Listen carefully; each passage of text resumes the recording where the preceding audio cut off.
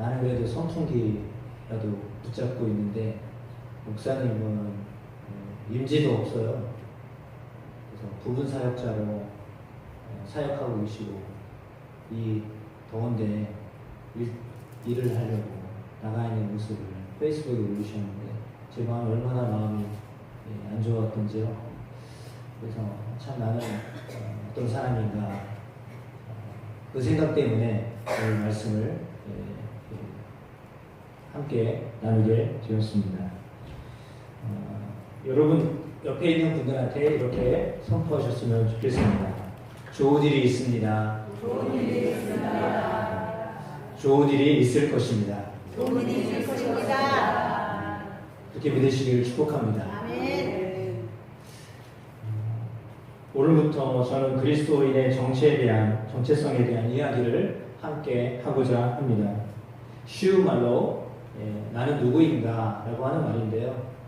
우리는 지난주에 걱정이 많은 사람에 대한 이야기를 했고요. 걱정보다는 감사해야 된다라는 말씀을 드렸습니다.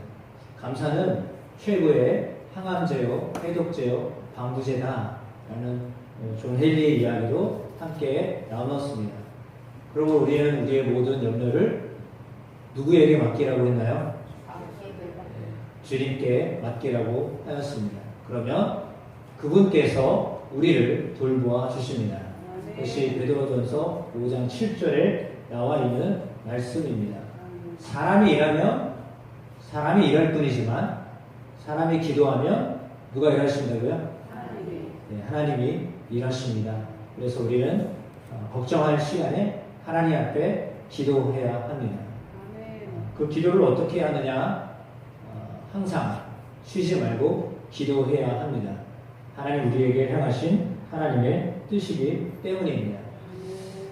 오늘 나는 누구인가요? 라는 질문을 하면서 그 질문과 함께 답을 얻고자 합니다. 말씀드렸던 것처럼 주중에 나는 어떤 사람인가 라고 하는 것으로 인하여서 제 마음에 찔림이 있었고요. 그 찔림 때문에 여러분과 함께 또 말씀을 통하여서 또 그 답을 찾는 그런 시간 되었으면 좋겠습니다. 나는 누구예요? 라고 하는 그림책이 있습니다. 콘스탄체 웨르벡 닐센이라고 하는 분이 글을 썼고요. 또 그림은 또 다른 분이 썼습니다. 내가 누구인가에 대한 질문을 윌리엄이라고 하는 어린 아이의 눈을 통하여서 하고 있습니다. 궁금증이 있어서 이 아이는 아빠한테 질문을 하였습니다. 그런데 눈치를 보니까요, 아빠는요, 돈 벌냐고 너무 바쁜 모양으로 보여집니다. 그래서 내가 누구인지 질문을 해도 대답을 해줄 수 없을 것 같은 그런 느낌을 받았습니다. 그리고는 할아버지한테 질문을 했습니다. 근데 할아버지도 관찰을 해보니까 할아버지도 너무 바쁘신 거예요. 그래가지고 본인의 일 때문에, 취미생활 때문에 바빠하고 분주하는 모습 때문에 대꾸할 겨를도 없어 보였습니다. 또 엄마는 조금 달랐습니다. 물론 엄마도 바쁘죠. 바쁘지 않은 엄마가 어디 있겠습니까? 한가로운 엄마가 어디 있겠습니까? 그런데 엄마는 그래도 친절했습니다. 엄마가 대답을 했습니다. 너무 간단하게 대답을 했습니다. 꿈이야. 나는 누구예요? 질문했는데 너는 꿈이었다. 이런 이야기를 하는 겁니다. 그리고는 또 엄마가 바쁘게 일을 하고 있습니다. 여러분, 이 말은 어떤 뜻이었냐면 나는 너를 낳고 싶었단다. 나는 너를 계획했단다. 라고 하는 말입니다. 자녀를 꿈으로 생각하고 그 자녀를 낳았다라는 거죠. 그래서 그 아이에게 있어서 근데 좀 혼돈이 왔습니다. 왜냐하면 아이가 꿈이 없었거든요. 그러니까 아이는 꿈이 뭔지도 모르는데 엄마는 너는 나의 꿈이었어 이런 말을 하니까 아이가 혼돈이 왔습니다. 왜냐하면 꿈에 대한 명확한 개념이 없는 상태에서 엄마가 그 말을 했기 때문에 더 혼란스러웠습니다. 그래서 이제 지나가던 할머니한테 질문을 합니다. 그랬더니 할머니는 뭐라고 얘기했냐면, 야, 네가 어른이 되면 다 알게 될 거단다. 이렇게 얘기하는 거예요. 나는 지금 당장 내가 누군지를 알고 싶은데 그 할머니는 나중에 어른이 되면 알게 될 거야. 이런 말을 했습니다. 그리고는 할머니가 또 잊어버린 것 같아가지고 다시 대답을 합니다. 뭐라고 대답하냐면 네가 생각하는 모든 것이 바로 너단다. 이렇게 대답을 해줬어요. 이 책을 읽고 어떤 분은 이런 평가를 썼습니다. 기쁨을 마음에 담으면 기쁨이 나오고 슬픔을 마음에 얹으면 슬픔이 나오고 웃음을 마음에 가득 터뜨리면 웃음이 나온다. 그게 나라는 거죠. 반면에 눈물을 펑펑 쏟아내면 눈물이 나이고 그러니까 나는 늘 바뀐다 라는 것입니다. 제자리 걸음을 하기도 하고요. 또 거듭나기도 하고요. 때로는 뒷걸음질을 칠 수도 있습니다. 때로는 껑충껑충 뛰기도 합니다. 신나게 달릴 수도 있습니다. 그리고 때로는 고단해서 주저앉을 수도 있습니다. 이렇게 나는 스스로 생각하는 모든 것이다 라고 할 수 있다는 것입니다. 여러분 이 그림책에 나오는 내용에 대해서 여러분은 얼마나 동의하십니까? 러시아의 문호 톨스토이가 쓴 사람은 무엇으로 사는가 이 책에 보면 이 책의 내용은 그렇습니다. 하나님의 노여움을 받았던 천사 미하일이 땅에 왔습니다. 벌을 받아가지고 이 땅에 내려왔는데요. 그는 알몬드로 내려왔습니다. 그래가지고는 교회 근처에 있었는데 사람들이 지나갑니다. 그 중에 어떠한 사람이 그를 보았습니다. 그런데 그냥 지나친 겁니다. 그리고 나서는 그 사람이 다시금 돌아왔습니다. 뭔가 마음이 좀 불편했던 모양입니다. 그리고는 자기가 믿고 있었던 외투를 벗어서 그 남자에게 입혀주었습니다. 그리고는 집으로 가자고 하였습니다. 집으로 데려갔습니다. 집으로 데려갔는데 아내가 처음 보자마자 눈치를 줍니다. 우리도 먹을 것이 없는데 왜 낯선 남자를 데리고 왔냐. 그런 이야기죠. 그래서 눈치를 주지만 그래도 데리고 온 손님이니까 어떻게 합니까? 그래도 먹을 것을 주기 시작했습니다. 그렇게 해가지고 이 천사 미하일이 그 남자 가정에서 지내기 시작했는데요. 무엇을 하던 사람이냐면 구두 제조업자였습니다. 시몬이라고 하는 사람이었는데요. 이 사람 집에서 기술을 익히기 시작했습니다. 그리고는 실력이 늘어나는 겁니다. 그래서 사람들이 이 미하일 때문에 상당히 이 구두점을 좋아하기 시작합니다. 그러니까 어떤 사람이 찾아와서는 자기가 원하는 것을 이제 이렇게 만들어주고 또 때로는 어떤 일이 벌어지냐면 장화를 주문을 했는데 부츠를 주문을 했는데 그 사람을 위해서요 장화를 만들지 않고요 슬리퍼를 만들었습니다. 왜냐하면 이 천사가 봤을 때요 그 주문하고 간 사람 뒤에 죽음의 사자가 함께하는 것을 보았거든요. 그래서 이 사람은 장화가 필요하지 않고 장래에 필요한 슬리퍼가 필요하다. 그것을 알았습니다. 그래가지고는 그냥 즉시로 슬리퍼를 만들었습니다. 아니나 다를까요? 시간이 얼마 안 돼가지고요 다급하게 그 주문했던 사람의 종이 뛰어 들어와서는 장래에 필요한 슬리퍼를 주문하다는 겁니다. 미리 다 보고 있었던 사람이잖아요. 천사이기 때문에. 그래서 사람은 무엇으로 사는가라고 하는 그 질문을 이제 사람을 만나면서 그는 해답을 찾기 시작합니다. 세 가지 질문을 하나님이 하셨습니다. 사람의 마음속에는 무엇이 있는가? 사람에게 주어지지 않는 것은 무엇인가? 사람은 무엇으로 사는가? 이 세 가지 질문이었습니다. 사람을 만나면서 이 질문에 대한 대답을 얻기 시작했는데요. 사람들은 다 자기의 행복을 찾습니다. 그런데 행복을 궁리한 덕분에 행복을 찾는 것이 아니라 사람 속에 사랑이 존재하기 때문에 산다는 것을 깨달았습니다. 왜냐하면 그는 구두수성공 그 집에서 함께 머물면서 아이들이 자신들의 행복을 위해서 사는 것 같았는데 그렇게 보였거든요. 천사가 볼 때는요. 그래서 사람이 왜 사는가? 자기 행복 때문에 사나 보다. 이렇게 생각했는데 더 자세히 들여다보니까 그 안에 사랑이 있기 때문에 산다는 것을 발견한 겁니다. 그러니까 사람은 왜 사는가? 사랑이 있기 때문에 산다는 것을 알았다는 거죠. 여러분, 우리가 왜 살아가고 있습니까? 우리도 역시 마찬가지입니다. 우리 안에요, 뭔가 사랑하는 것이 있기 때문에 사는 것입니다. 여러분 속에는 무엇을 사랑하는 것이 있습니까? 여러분 가운데 무엇 때문에 그것이 여러분의 마음에 사랑을 품고 있게 하고 있습니까? 정말 필요한 것, 그것은 무엇입니까?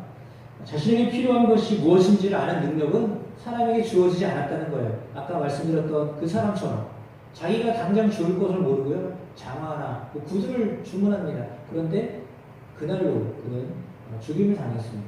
그러니까 꼭 필요한 것이 뭔지를 사람은 모른다는 거예요. 내게 정말 필요한 것이 이것이다라고 생각하지만 그것을 모르는 것이 사람이라는 거죠. 그래서 내게 정말 필요한 것을 알 수 없는 존재다라고 하는 것입니다. 그래서 우리 자신이 누구냐라고 묻는다면 어떤 대답을 들려주고 싶으십니까? 만약에 옆에 있는 분들이 여러분에게 나는 누굽니까? 라고 질문하면 여러분은 무엇이라고 대답할 수 있겠습니까? 아니 반대로 나는 누구일까요? 라고 나 스스로에게 질문하면 여러분은 뭐라고 대답하실 수 있겠습니까? 오늘 그 말씀을 함께 나누고자 합니다. 손동호 교수는 아래와 같은 글을 남겼습니다. 많은 사람들이요, 의사의 진단을 받고 삽니다. 현대의학의 초기에는 자신의 병을 인정하고 싶지 않아서 그런 환자들이 더 많았다는 거예요. 그런데 의사의 진단을 인정하지 않는 환자들은요, 치료를 거부하고 결국은 많은 사람들의 생명이 어려움을 당하게 되었습니다. 자신의 상황을 있는 그대로 바라보지 못한 결과였기 때문입니다. 여전히 자신의 모습을 외면하는 사람들이 있습니다. 자신의 진실한 모습은 외면하고 거짓으로 꾸며진 모습을 진짜처럼 여기는 그런 사람도 있습니다. 이런 사람은 자신이 누구이고 어떤 존재인지를 알지 못한 채 살아가고 있습니다. 자신의 부족한 부분을 직시하고 인정하고 변화를 위해서 노력할 때 많은 사람들에게 인정을 받고 사랑을 받을 수 있습니다. 부족함을 아는 것, 더 나은 모습을 위한 디딤돌과 같습니다. 내 부족함을 깨닫는 것, 아까도 그 천사를 통해서 우리에게 가르쳐주고 있는 것처럼 내 부족함이 뭔지도 모르고 내 필요가 정말 무엇인지를 모르고 사는 것이 사람이기 때문에 그것에 대한 것을 인정해야 된다라고 하는 겁니다. 나는 정말 내가 부족한 것이 무엇인지 모르는 사람이다 라고 하는 것에 대한 인정을 해야 된다라고 하는 거죠. 그래서 자기 자신에 대하여서 완벽할 수 없다는 것을 인정해야 합니다. 나는 완벽하고 싶지요. 사람들에게도 그런 사람으로 인정받고 싶지요. 그러나 완벽할 수 없는 존재다라는 것을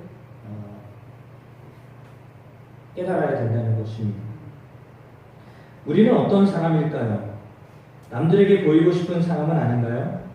남들이 말해주는 내가 진정한 나라면 사실은 정말 사람들이 내가 나를 알지 못한다면, 나의 필요도 내가 알 수 없고 내가 어떤 존재인지를 알 수 없다면, 그렇다면 사실은 사람들이 나를 향하여서 내가 누군가를 명확하게 알려주어야 합니다.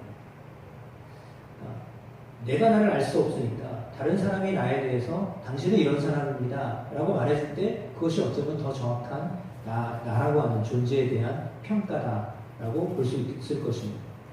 사람들이 여러분을 향해서 뭐라고 말씀하고 계신가요? 그 이야기도 중요합니다. 그런데 더 중요한 것이 있습니다. 사람을 누가 만드셨습니까? 사람은 스스로 존재하는 존재가 아닙니다. 누군가에 의해서 만들어진 존재죠. 우리는 누군가에 의해서 만들어진 존재입니다. 나 스스로가 만들어진 사람은 한 사람도 없습니다. 내가 스스로 있다라고 말할 수 있는 사람은 한 사람도 없습니다. 우리는 스스로 있고 싶지만 스스로 있을 수 없는 존재입니다. 따라서 스스로 계신 하나님, 홀로 계신 하나님이, 혼자 계신 하나님, 누군가의 도움이 전혀 필요 없는 그 하나님이 우리를 만드셨습니다. 사람은요, 누군가의 도움이 아니면 살 수 없는 존재입니다. 누군가의 어떤 그 은혜를 받지 않으면 사람의 은혜내지 하나님의 은혜가 아니면 살 수 없는 존재가요 사람이에요. 사람은 그렇게 태어났습니다. 그래서 홀로 스스로 완벽할 수 없는 존재가 인간이에요. 그래서 인간은 누군가의 도움에 의해서 살아갈 수밖에 없는 존재거든요. 더군다나 그런 우리 자신을 깨닫게 하시는 것, 그것은 성경이 우리에게 말씀해 주고 있습니다. 사람은 하나님이 지으셨다라고 성경은 말하고 있습니다. 성경이 우리를 그렇게 정의하고 있습니다. 과연 우리는 무엇을 하고 있는 존재입니까? 나는 어떤 사람입니까? 나는 무엇을 해야 하는 사람입니까? 사순절 제 수요일 예식 가운데 나와 있는 문장입니다. 사람아, 너는 먼지이니 먼지로 돌아갈 것을 생각하여라. 수년 전 우리 교회에서 제 수요일을 하면서 여러분 이마에는 못 해드렸고요. 이 손등에다가 재를 이렇게 묻혀드린 적이 있습니다. 그것은 우리로 하여금 먼지다라는 것을 깨닫게 하기 위해서 하는 거죠. 우리는 먼지와 같은 흙으로 돌아갈 존재입니다. 이에서 태어나서요 흙으로 돌아갈 존재입니다. 근데 그 안에 영혼을 하나님 주셨기 때문에 우리가 그 영혼 속에 참다운 영혼이 하나님을 만날 때 참 자아가 되는 거고요. 참된 하나님으로 인하여서요 자신의 삶에요 변화들이 일어나는 것이거든요. 그런데 그걸 알지 못하면 여전히 그냥 흙으로 왔다가 흙으로 돌아가는 아무 의미 없는 그런 존재로 살 수도 있다라고 하는 것입니다. 우리는 흙으로 빚어져서 흙으로 가게 되어 있거든요. 그런데 그 동안에 영원하신 하나님을 만나면 존재가 달라지는 겁니다. 본래 존재로 돌아가는 거죠. 본래 하나님이 우리를 영생할 수 있도록 하는 존재를 만드셨거든요. 본래 우리는 어떤 존재라고요? 단순히 그냥 한번 있다가 그냥 사라지는 존재가 아니라요. 영원히 함께 할 수 있는 존재로 하나님 우리를 만드셨단 말이에요. 그런데 그럼에도 불구하고 그 존재성을 놓친 것은 죄악이 들어왔기 때문입니다. 그러니까 죄가 들어와서 그 존재성을 자꾸 놓치며 살게 하는 겁니다. 본래 우리는 하나님과 함께 동행하면서 살도록 하나님이 우리를 지으신 거예요. 그러니까 영원히 함께 살도록 지은 바 된 존재가요 인간이란 말이에요. 그런데 그렇지 아니하고 단순히 그냥 태어났다가 그냥 죽는다 이렇게 끝나는 존재가 아니라는 거죠. 그러니까 그것을 깨닫게 하려고 하나님은 우리에게 성령을 보내시고 또 우리에게 예수 그리스도를 보내셨습니다. 이사야서 41장 8절에 그러나 나의 종 너 이스라엘아 내가 택한 야곱아 나의 봇 아브라함의 자손아 이렇게 하나님은 이스라엘을 그렇게 부르십니다. 그러니까 죄라고 하지만 그런데 그들에게 의미가 있는 존재가 된 것 그것은요 어떤 존재이기 때문에요? 하나님 앞에 서 있기 때문에 그런 존재가 된 겁니다. 그러니까 단순히 흙에서 나서 흙으로 돌아갈 수 있는 존재인데도 불구하고요 우리가 하나님 앞에 서 있을 때는요 그 존재가 완전히 달라진다는 것입니다.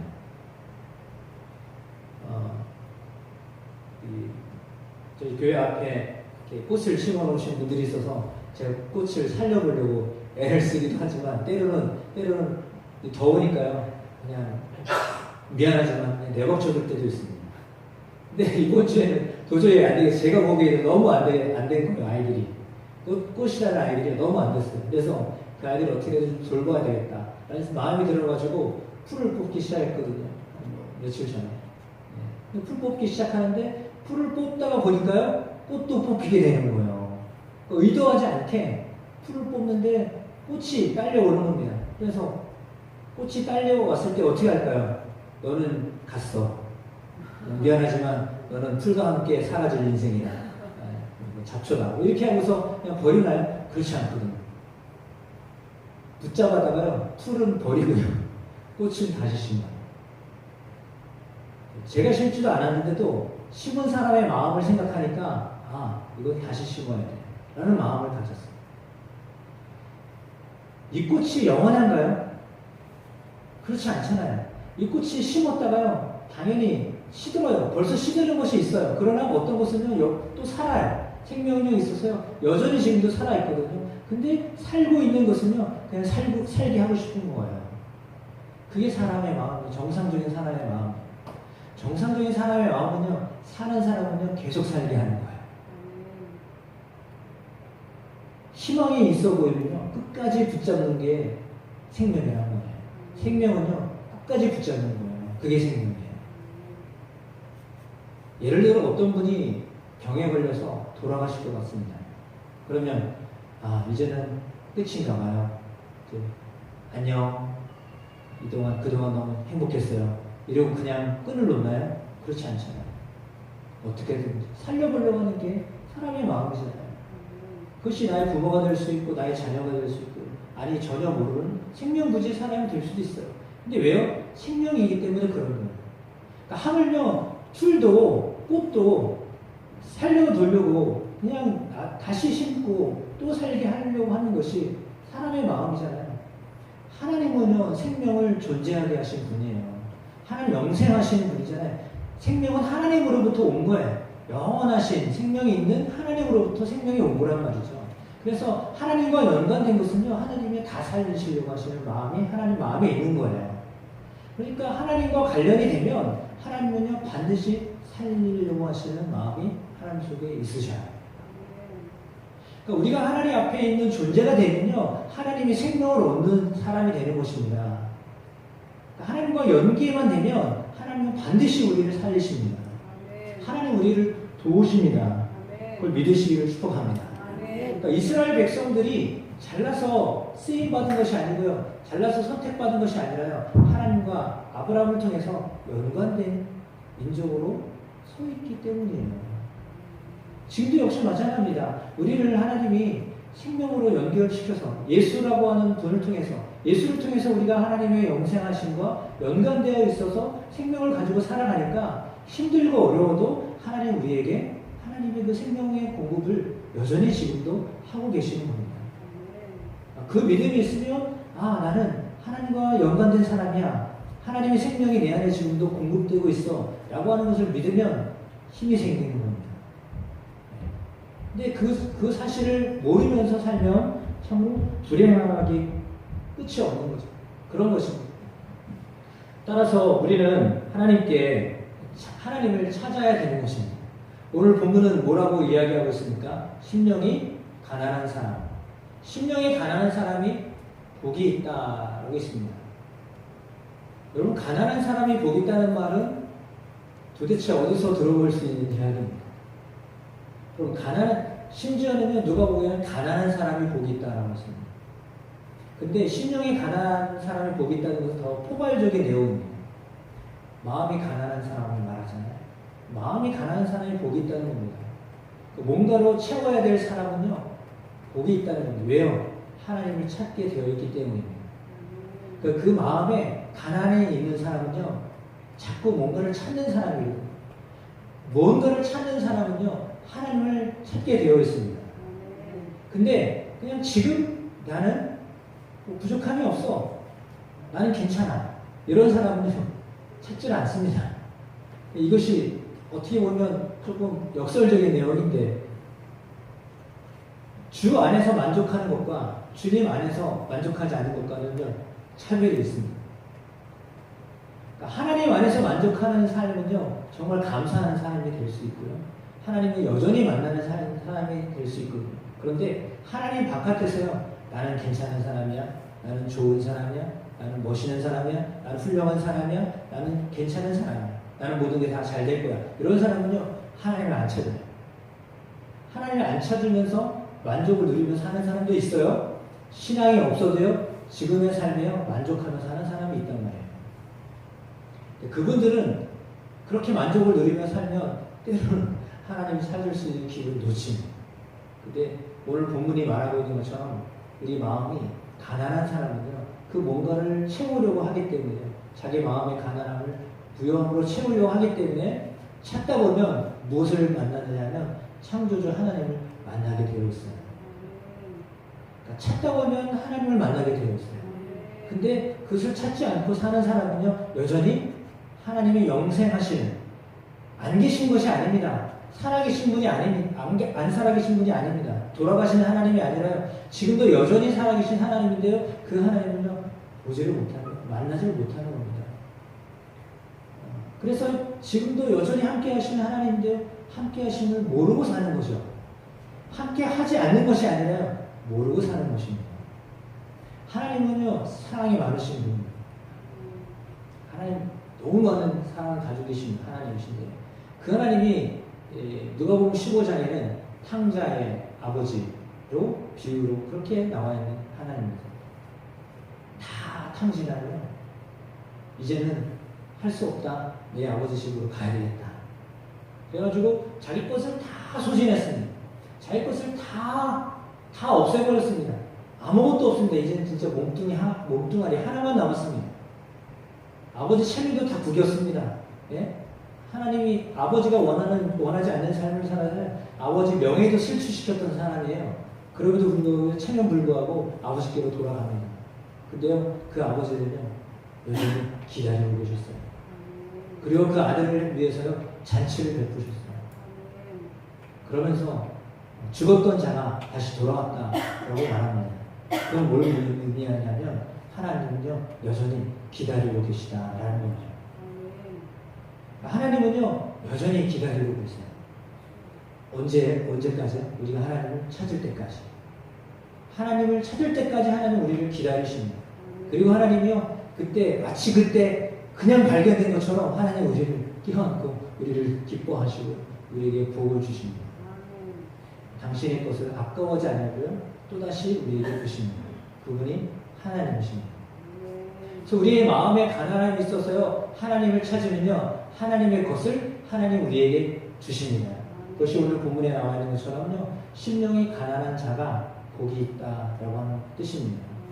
그래서 하나님을 찾으면 하나님이 우리에게 주시는 천국을 경험하게 되는 거죠.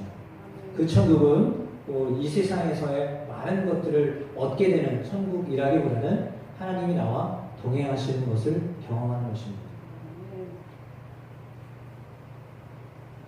제일 불쌍한 사람이 누구예요? 세상적으로 얘기할 때 누가 불쌍하다고 그래요? 죄송하지만 부모님을 잃어버리는 분들 불쌍하다고 합니다. 의지할 데가 없기 때문에 불쌍하다고 이야기합니다. 또 누구를 불쌍하다고 합니까? 돌봐준 부모가 없이 혼자 사는 고아와 같은 사람들 불쌍하다고 이야기합니다. 왜요? 혼자라고 생각하기 때문이죠. 세상은요, 혼자라고 생각할 때 그 사람을 은밀히 여기고 불쌍히 여깁니다. 근데 하나님이 우리를 향하여서요, 그런 마음으로 우리를 보셔요.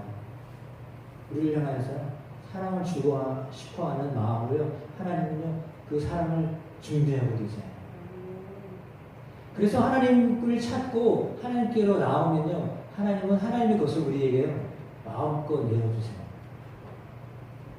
자신의 모든 것을 우리에게 내어주실 수 있는 분이 하나님이시기 때문입니다. 예수 그리스도 우리에게 내어주신 것은 하나님의 모든 것을 우리에게 주실 수 있는 분이심을 말씀해주고 있는 겁니다. 가장 아낄 수밖에 없는 아들을 우리에게 내어주신 하나님이시잖아요. 그 하나님이 아들을 우리에게 주셨기에 그 어떤 것도 주시지 않겠습니까? 다 주실 수 있는 분이십니다. 따라서 그 하나님을 찾고요, 그 하나님을 의지하고요, 그 하나님을 바라보고 있는 사람은요, 복 있는 사람이에요. 그러니까 물질적으로 뭔가 주어졌기 때문에 소유된 것이 있어서 복 있는 사람이 아니에요.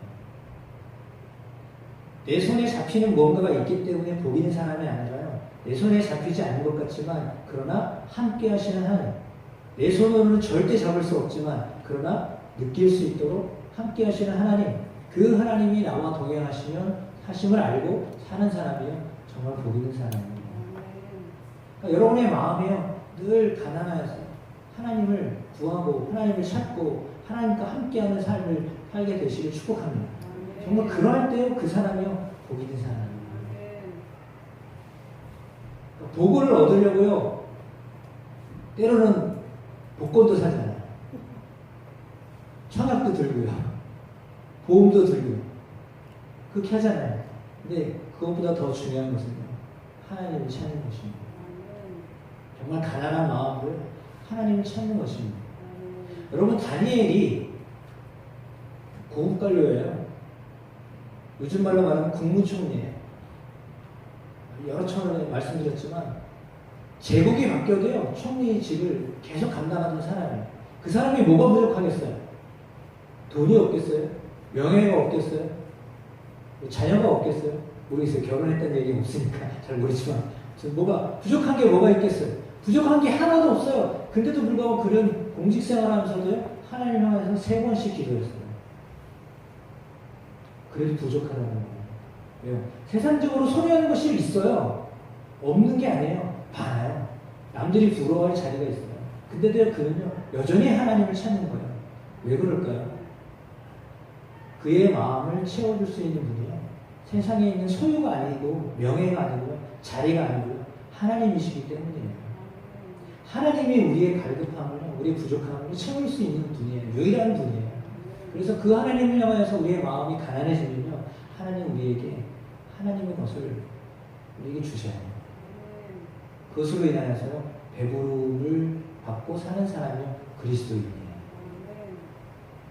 그래서 여전히 여러분 하나님을 찾고 계시다면 여러분 지금 복 있는 사람. 옆에 분에게 그렇게 고백하십시오. 하나님을 찾으신다면 당신이야말로 복 있는 분입니다. 복 있는 분입니다. 여러분 하나님을 찾지 않을 만큼 부자가 있나요? 하나님을 찾지 않을 만큼 당당한 사람이 있나요? 안 그렇거든요. 모든 사람이 하나님을 찾아야 될 만한 사람들이에요. 왜? 다 부족하기 때문이에요. 다 부족하잖아요. 다 공평한 거예요. 그런 면에서는 우리 모두가 다 공평한 겁니다. 그럼에도 불구하고 하나님은요 그 누군가 찾으면 하나님이 만나주신다는 겁니다. 그래서 하나님이 사랑의 하나님이죠. 그 하나님이 부유하신 하나님이죠. 그 누구라도 다 만날 수 있는 하나님이기 때문에 그 하나님을 오늘도 여전히 찾으시면 그 하나님이 여러분 안에 부유함을 갖고 살게 하십니다. 하나님이 부유하신 분이기 때문에 그 하나님으로 인하여 만족하게 되는 은혜가 여러분 가운데 있게 되기를 주의 이름으로 축복합니다. 그래서 복 있는 사람은요 마음이 가난한 사람, 여러분 마음에 아직도 뭔가를 채워야 되겠다라는 마음으로 갈증을 느낀다면 여러분 복 있는 분이에요. 나는 부족해. 그래서 하나님을 찾아. 그럼 그것이 여러분을 하여금 정말 하나님을 경험할 수 있는 은혜를 갖게 하실 줄로 믿습니다. 이렇게 사랑하는 여러분 모두가 되시길 주의 이름으로 축복합니다.